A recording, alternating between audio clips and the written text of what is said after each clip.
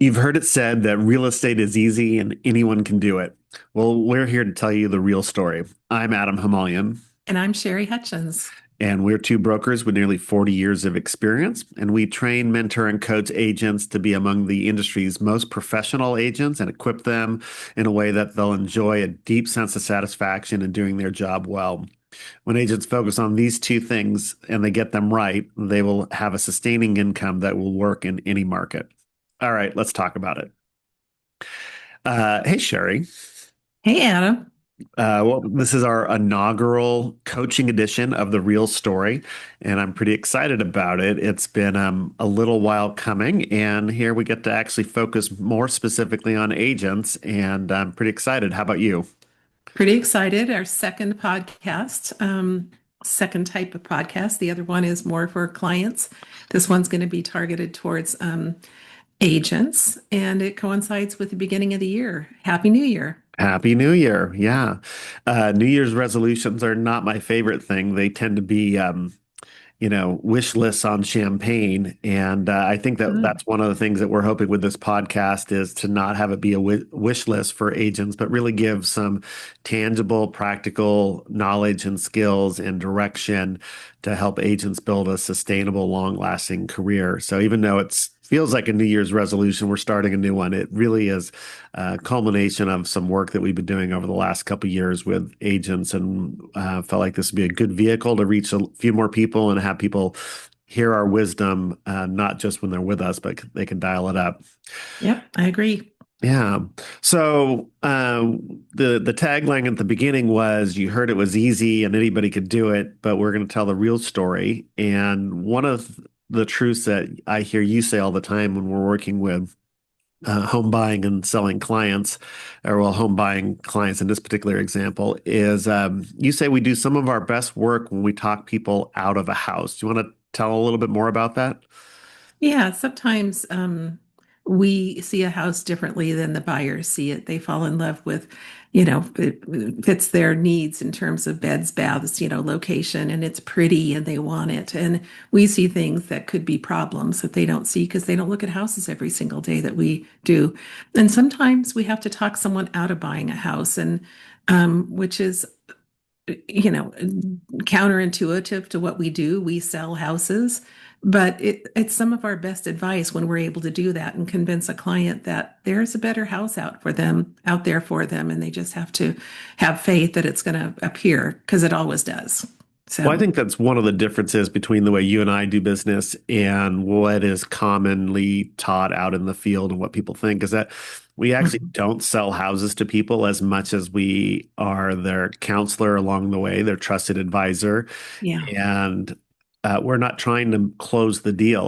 One of the primary rules of being an agent for somebody is having a fiduciary responsibility to them. And so rather than trying to get somebody into contract, we help them find the right house to get into contract on. And so, yeah, sometimes they fell in love with the floor plan, but by the time we go and look at the disclosures or do our own inspections, or sometimes the client has told us, this is specifically what I want. And then we go look at a house and it's not anything that they've told us. yeah, And sometimes that's true. People change their mind as they're shopping. I didn't realize I wanted a swimming pool, or I didn't realize I don't want a swimming pool, for instance.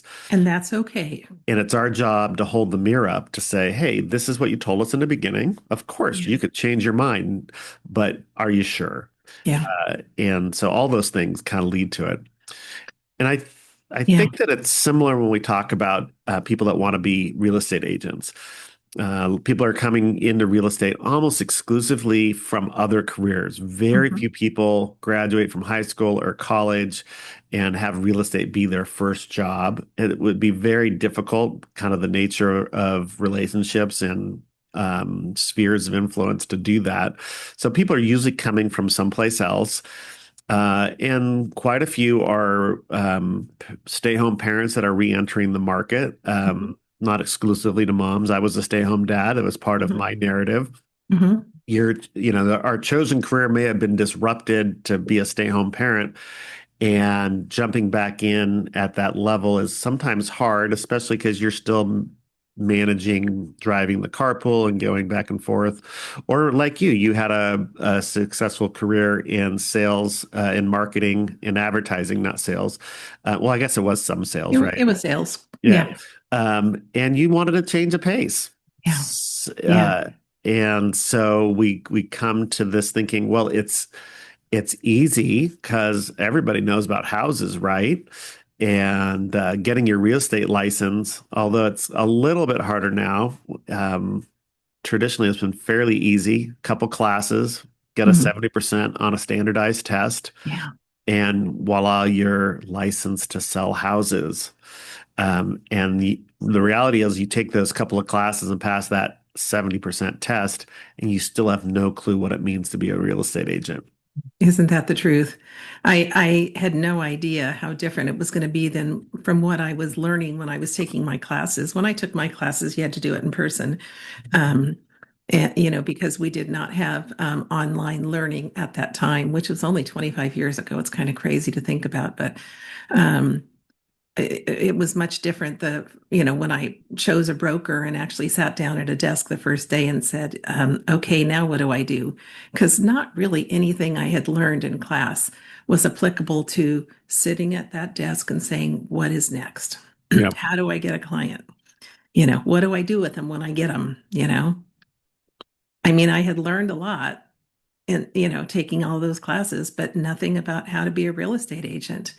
And so that was interesting. I wanted to say something about second careers as well. And it's a little bit out of order here, but real estate is one of the few industries where it's okay to be older. Mhm. And because a lot of times there are people who are our ages get, kind of aged out of a business because they're too old. And it's hard to find a job sometimes when you're in your 50s or your 60s, because people want young people. They can pay them less. Their education is different. They might have better skills in terms of technology. But real estate, it's almost an advantage to have some life, some years of experience, so that when you get ready to sell, if you're a 25-year-old and you're getting your license and you know nothing about the world, although I'm sure everybody thinks they do at that age. I know I did. Of course. But how do you go out and sell houses to some 50-year-olds when you're that age? You can't relate to anything they've been through. Yeah. Well, I So, think there's a few things that are beneficial of entering real estate when you're older. One is what you just said, as far as having some experiences in life, and yeah. specifically maybe even being a homeowner. But even if you haven't been a homeowner, you've probably lived in two or three different homes and had a sense of things that work and don't work. And so you have a little bit more life experience. The average 25-year-old probably has only rented a place, maybe bought, but just a couple years. And so you don't know about some of the long-term effects of living in a place, whether it's in a condo community with multiple neighbors, or being a single family home and having to take care of all those repairs. So being a little bit older, having life experiences. Mhm. I think the other thing is that you have built up trusted relationships, perhaps from a previous career, perhaps from other things like faith communities or clubs, or if you have Just know more kids. people. You know more people that you have a trusted relationship with, and they're more Yeah. likely to use you because they have come to trust you as a trustworthy person. Yeah. Both those things come into play. Um, I think that one of the things that was hardest for me when I transitioned into real estate from a previous career was so my background is in construction management. I did property management for a family portfolio. And so I really feel like I major in how houses are built and how they go together. Part of my undergrad included design classes in architecture and landscape architecture. So I feel like I have a leg up on the general agents that are out there. Um, and I had a pretty good sphere of trusted relationships, but I had no idea how to market myself. Yeah. Yeah. And in fact, I was greatly uncomfortable with marketing myself, and it took a while for me to get comfortable with that. And there was a really big changing point for me was when I actually believed I knew what I was talking about. which took a couple years of experience. And then if you listen to our other podcasts, I go into detail of what we refer to as my origin story. Hmm. But it flipped the narrative from me trying to sell myself to really believing I had something of great value to Yeah. offer. And quite frankly, when you're a brand new agent, no matter what you're bringing to the table, it's hard to say, why should you hire this agent who has zero experience or the A agent who has 20 years of experience?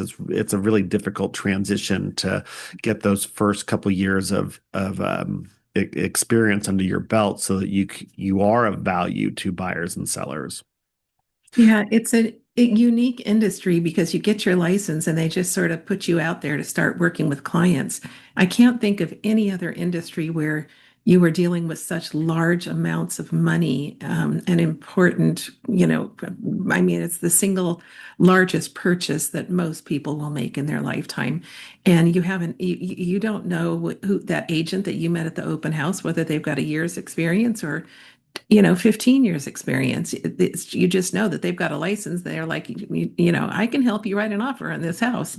And I've always said that one, training should be different. I think every agent should work with another agent for the first year of their career. I don't know if that will ever happen, but it would be better for consumers if that was the case. Well, Um, I'm sorry, go ahead. and then also, people need to know how to interview an agent. Buyers and sellers need to know how to hire an agent, and most of them don't know how to do that. So, So I think there's two routes of that new agents can take as far as that beginning experience and, like you said, working with somebody. So it used to be easier for new agents to pick up clients on their own. Whether we used to have something called floor time because before the internet, people might walk by a real estate office or stop mhm. in or call, Yeah, and there was more opportunity to get new clients that way. And the yeah, same with open houses. yeah, And in the last couple of years, that's become harder yeah. with some changes of laws and a requirement of signing agency agreements with buyers, which didn't used to be happen until you actually wrote an offer. So it was easier to connect with buyers when they came into open houses than it is now. So there's two ways to kind of combat that we're exploring. One is to join a team as you begin, Hmm. and your team lead might be your mentor, teach you how to do it, maybe designate you in a limited role so you could Hmm. focus on, say, buyers, or maybe you'll work in the back end, like doing transactions, so you get to see what all the documents look like in real life and not in a class. And so in that way, you Yeah. learn about transactions along the way. And of course, the other thing is what you and I are doing right now, which is mentoring, training, and coaching. And those are three kind of specific buckets of things that we're focusing on with this podcast. And Hmm. so training is like you're a new agent and you don't really know anything, then you pass your test. You don't know how to really fill out the forms. You don't know really how to market yourself legally. You don't know how to have a CRM. And so we'll train people with the kind of the skill sets that they need to have. And then mentoring for agents who have got the basic knowledge down, but are trying to figure out how to build their business. And so we'll demonstrate how we market ourselves, how other agents are marketing themselves. And then kind of the highest level of coaching, which is for agents who are doing a good book of business, but want to figure out how to expand their career. Maybe they're considering starting a team. Maybe they want to do something new. And so coaching is really us helping walk alongside experienced agents, Hmm. be their sounding board and reflect back to them kind of what their hopes for and ask insightful questions. And Yeah. so this podcast will at various time cover different parts of those kind of spaces in the agent development realm. Yeah. Yeah. I think that another part of that process is sometimes coaching an agent out of the business. Not everybody is cut out for this business, and they come in not really knowing what it's like and find out that maybe they're not a good fit. And sometimes we need to help them see that. Don't you agree? Yeah, we've had a couple agents recently that I feel like we've facilitated that because they came in with the belief, as a lot of the general public believes, that agents are just given clients, that the broker has all these extra clients laying around and they just randomly give them out to first time or new agents or even experienced agents. Yeah. And that just isn't true. That agents are all independent contractors. There's some exceptions of places like Redfin, which has a different model, but for the vast majority of agents, we are independent contractors, and the business that we have are contacts that we've won ourselves by marketing ourselves, and um, so the agents didn't realize that they had to sell themselves and they were uncomfortable. Like I said, I was uncomfortable with it, but I got over that threshold. And Yeah. these agents like, no, I just want you to give me the buyers. I'll go show them houses. I'm like, But wouldn't that be nice? yeah, this is 100% commission. There's no salary here. Yeah. Yeah. I always say you're the everything from the janitor to the CEO and everything in between. Yeah. Well, Yeah. and that's one of the reasons why being on a team, especially initially, is not a bad way to do it because there's some camaraderie there on a team that you in the beginning when you don't have any clients and you're taking all those training classes just to learn anything to fill up your day and Hmm. you are doing marketing but you have limited money to do marketing because you haven't sold any houses and so Yeah. you kind of run out of your marketing budget for the month. At least being on a team, you get to be involved in transactions Yeah. and learn from those experiences. Yeah. Um, and I think that that other part of marketing budget. I mean, you're starting a business and you've got to have a run rate to figure out some cash flow to figure out how you're going to get started. Yeah. And too often, people quit their job and take the tests and they're flat-footed and don't realize that they could be 6 months or a year before they get their first transaction, Yeah. and maybe even longer before they have a full-time income. Yeah. Um, my first transaction, it was about 6 months, and it was by a good friend who trusted me probably more than he should have. But Mhm. he knew I was a quality person, though I lacked an experience. But he was willing to take a risk on me, and so there was two transactions. I helped him sell his house and buy a new one, and that really got me going. It's like, all right, I now I know what a transaction looks like. Oh, actually, I take it back. The very first transaction I had was a short sale that another agent gave me for a condo that was like 200,000, and it was like he just And you didn't thought want that it. was probably like, wow, I Uh, wonder why he didn't want this. yeah, that's a whole other. Well, if you, well, yeah, stay tuned for details about this short sale. Uh-huh. Yeah. Um, but the getting a couple of those under your belt is hard to do when you're on your own unless you've got somebody that really trusts you. Yeah. But you got to have money to make it. And I had a side gig. It was real estate tangent so that I could earn $500 a month was my goal to send out postcards. Now, I come from a dual income family, so we were living off my wife's income, Mhm. and that I had had a part-time job before, but I wasn't working full time. So it wasn't a huge time frame that we had to bridge that gap. Yeah. But you were a single income household when you transitioned. What was that like for you? Well, I didn't know I was going into real estate when I quit my advertising job. I just walked away from it one day for a long, long story, but I just decided that I Quality of needed life. a quality of life. I needed to make a change, and so I went in and quit my job, and that was my last day. And luckily, I had been I was a commission only salesperson since 1989. I went into commission sales on the day of the earthquake in 1989, the big Loma Prieta earthquake, which I always think is interesting that that was the day. But I was used to not having a regular income. I had a really nice cushion when I just finally decided that I was going to get another job and landed on real estate as a good fit for me. And so even though I didn't have a second income like you did, I had something to fall back on. But I also sold my first house within, I think, probably 2 months of finally getting my license.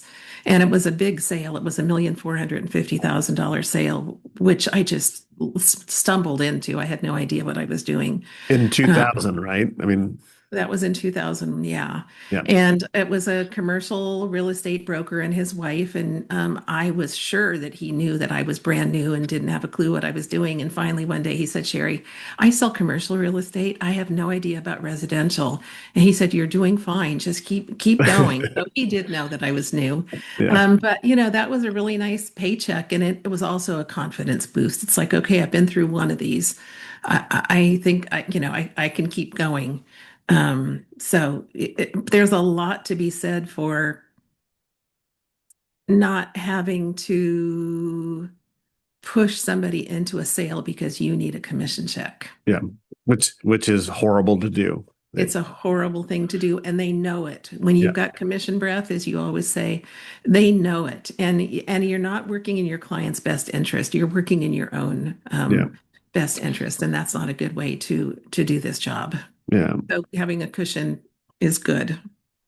So coming back to how we're going to focus this podcast and really what we do with our coaching and training, mentoring clients is the three-legged stool of real estate is people transition into real estate because for two reasons. One, they think it's easy money and they like the flexible schedule. Yeah. And what that And neither means of those are true. yeah, I mean they're kind of true in the sense of you're not punching a time card and you can rearrange your work day in lots of different ways. So you got to go Yeah. pick kids up after school. You can not work in the afternoon, but that means that if you want full-time income, you got to work full-time hours. Yeah. You might be doing a Zoom call with clients at 8 o'clock at night. Yeah. So you have some flexibility, but flexibility means you got to figure out your boundaries on that. And then Yeah. the income is it's going to take a while I mean, there are some agents who just magically it happens for them. And it's hard to use those as rules of thumb. For most agents, they have to work hard at this, and they've got to keep up on their knowledge about a bunch of different stuff. And so we've the two things that we are focusing on is one is knowledge and abilities and skill set. So Yeah. what are the things that are going to make you as industry leaders, as real estate professionals? And we think that there's 5 buckets of knowledge that you need to have. I'll come back to that in a sec. And then Okay. the second leg of the stool is your mindset of being a servant and having a strong client agent relationship where you actually are representing their best interests. And when you realize that you're giving something of value to your clients, there's a great sense of reward. So for instance, a couple of the clients that we've had that we like working with all of our clients, but a couple of them that are unique as first-time home buyers, and one couple in particular where we work with them for a number of years to help them fix their credit. One was being paid under the table. It's like you got to file for tax returns so that you can qualify for a loan. And when we gave them the keys to probably the least expensive home in Contra Costa County, they wept. And it Yeah. was the most rewarding thing ever. And Yeah. and then on the other side, kind of as a bookend, we worked with an older couple who was running out of money and they were Yeah. going to relocate out of state and they needed Yeah. to sell their house here because their money would go farther someplace Yeah. else. And one spouse was 90 something and the other one was 70 something trying to retire. Yeah. The 90-year-old was retired. And we did some amazing stuff with them to help them figure out how to get out of their house so that we could at least paint it and take care of the cats that lived there. Um, and when they wrote their review, they said, Adam and Sherry made it so that we could really retire. Finally retire. Right. And because it was just a lot. And so there's lots of other good stories out there. Those are just two of them, but those are the kind of things that really make us feel valuable and that we're giving something, providing something of value to our clients. So those are the two stools, being knowledgeable, skillful, and having a right mindset. And when you take care of those two, the third leg on that stool then is the income. Yeah. Yeah. So you want income, of course, that's why we're doing it. But if you focus on income and neglect these first two, you will end up miserable and you won't be very good and you will have a hard time making a long time Yeah. career. Yeah. So let's focus on there's 5 buckets of knowledge that I've grouped them in 5 buckets. You can alter it as you want. Okay. Sherry and I do everything together. Sometimes she accommodates me very well. It's like, that's nice, Adam. But Do I do that? we do things the same way for the most part. All Of right. course. So the first bucket is your knowledge around rules, laws, regulations governing buying and selling and owning real estate. And this is what you mainly learn while getting your license. Though Yeah. even amongst that, there's always changing rules, and your broker will have different guidelines, and your broker's insurance company will have different guidelines, and your broker's lawyer will have different guidelines. So there's a whole pocket of information here, basically best practices. And one of the things that I like to put in this bucket is uh, we are not lawyers. We are not writing contracts, except we are because our license allows us to use forms that are written by lawyers for the California Association of Realtors. And basically, we're able to put in names and numbers. They hate it when we write clauses because we don't write them correctly. But that being said, it is our job to explain all of those legal documents to our clients. So we have to have a full working knowledge of it. It's not Yeah. just, you're not just putting the name and the number in. Kind of ironic that I wanted to get into an industry where I didn't have a boss or anybody telling me what to do. And every day of the week, every hour of every day, I have lawyers telling me what I have to do. And sometimes they're lawyers in Kansas City. Uh-huh, exactly. Yeah, that's a reference to a lawsuit that happened on the national scale. All right. Exactly. So the Uh, next one. yeah. Do you want to do it or you want me to? No, go ahead. Okay. So the second thing is as a real estate agent, you've got to become an expert on your local market. Yeah. And so some of this has to do with national economic trends, but also what's happening in your neighborhood, the neighborhoods that you work in. Is you know, here in the Bay Area, we're heavily influenced by the tech market, the tech job market. So Mhm. if tech jobs are booming, real estate is going to be booming. If there's something like the introduction of AI where there's a disruption, that kind of freezes everything, and you've got to know why that's happening. Yep. Yep. And just other things like that neighborhood has this consistent problem.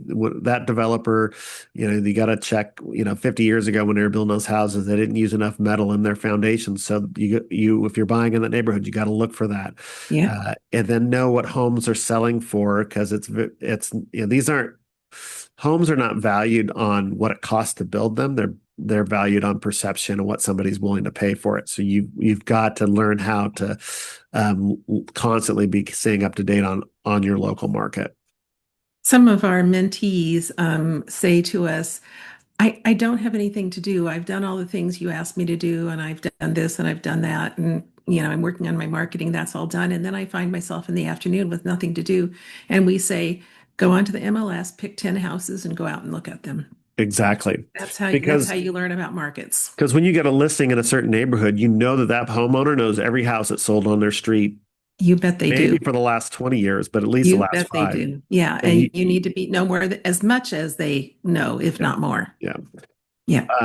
All right. The third one is we are selling houses. So you have to have a basic knowledge about how houses are built, and what are pressure points that need to be paid attention to. Where are there going to be, like we were just talking about, foundations in certain neighborhoods? You need to understand the difference between a raised foundation and a slab foundation and what that might mean for if somebody wants to remodel. Because I guarantee you, if there's one question you'll get, it'll be, can I move this wall? I don't think we've ever sold a house where that question hasn't Yeah, been asked. And exactly. you're not an architect, you're not a contractor, so you're never going to give a definitive answer on that. But you at least have to have a conversation about, well, these are the questions that are going to need to be asked. We Yeah. can tell some things about how it's built that this probably is or probably isn't, but an architect can better tell you about it. The answer to that question is always yes, but at what cost? And you Yes. can give people an idea that this is a really complicated one, and this one's Hmm. probably less complicated, though you're not going to ever give a bid or Yeah. ever say that Yeah. it's okay. But you need to know things like what is a GFCI outlet? What about solar panels and how does a solar panel lease work and all sorts of stuff like that. So you got to know the product that's being sold. Yeah, I think that having your background in construction management plus your hands-on experience, doing a remodel of your own house comes in super handy for you. I didn't know any of that, and luckily I had a mentor who was a former engineer and had been in the business for 30 years and taught me about houses, but I didn't have any hands-on experience like you did, so it was harder for me to learn. And one of the most important things we do when we're working with clients is to tell them when they should worry about something. Because when you're a first time buyer, and sometimes even, a second time or third time buyer, they don't know what to worry about. They see a little crack and they think, oh my God, the house is falling down. And we can step in and say, here's when you should worry. Here's Yep. when you don't need to worry. And at the very least, being able to know who to call to get the expert opinion. Yep. So, like a crack in a foundation, uh, if it's something like, yeah, I think there's something else there, here's who you call to get the right answer. Yep. Absolutely. And I'm always surprised when it's foundations that I get freaked out about things more than the engineers. Usually the engineer comes out like, yeah, it's not a big deal. This is how we Mhm. take care of it. And I think for Yeah. them, the engineer is like, well, I know how to fix that. That's not a problem. It's fixable. Yeah. And I think that we so often get freaked out by something because we don't know about it. So this is where the more you know about how a house is built, the calmer you can be and the better you can give quality information to your clients. All right, I that's the had third. Oh, go ahead. I want to tell one quick story about a soils engineer I worked with, a structural engineer who came out to look at a house in Concord that I was convinced was sliding down the back of the hill and was, going to be a terrible investment for my client. And he looked at it and he told me, no, it wasn't going to be a problem. And here's why it wasn't going to be a problem. And then he confessed to me that he'd had a similar problem at his house in Antioch for the last 25 years and he had never fixed it. So it takes a lot for a house to fall down. You knew that. Yeah. So, yeah, another little side trail is there is Sherry will says something often, which is you can get used to anything. And the number of times we sell a house where somebody says, "Oh, I got to take care of that," and maybe it's changing a light fixture or whatever else it is. Yeah, And 20 years, 10 years later, when they call us to sell that house, they haven't touched it. they haven't touched it. Yeah, you can get used to anything. We need a book of Sherryisms. Exactly. Yeah. That's what 25 years of experience does. You got lots of stories. Exactly. Exactly. All right. So the first three buckets were understanding rules, laws, and regulations. Second one was knowing market conditions and how to determine value of a house. The Mhm. third one is understanding basic structure about a house, how it's built, parts Yeah. of it. The fourth one, which is what people don't come in fully thinking about, is how to market yourself. Yeah. And I use the word market as opposed to sell, although selling is part of it. And Sherry and I like to say to remind agents that you are the product. You are what you and your services are Yep. what you're selling. The house Yep. is going to sell itself. You're not selling anybody a house that they don't want. You're going to help them evaluate the house. The only real sales work you're doing is trying to communicate with people how you're going to serve them and why you're a good fit for them. And Yes. that's a challenging thing to do for most of us. Most of us are not self-promoters. We're not P.T. Barnums. We're not currently presidents of the United States with certain colored hair who is always selling himself. Like we tell the truth about ourselves, but we also have to brag about ourselves when it's appropriate. And it's not a natural thing for most of us. Yeah. Yeah, I know you have a problem with that. You don't like to tell people how good you are. And So I my always say, how are they going to know how good you are if you don't tell them? Yeah. So my philosophy is demonstrate how good I am rather than tell you. Like, Yeah. wouldn't it be better for me to say this is how this house is built rather than say I can tell you about how the house is built. Like, just go ahead and tell how the house is built. Anyway, Yes. um, learning to market yourself, and this is everything from hey, doing a podcast. Um, here's the meta message or, newsletters or when you're doing open houses, demonstrating your ability rather than just saying, hey, hire me. I work with buyers. Yeah. Yeah. Though sometimes you have to say that. Yep. All right. And that leads us to the fifth bucket, which is kind of related to the fourth bucket, but I'm making a distinction here, Hmm. which is learning how to connect with people, your soft skills, being personable with people.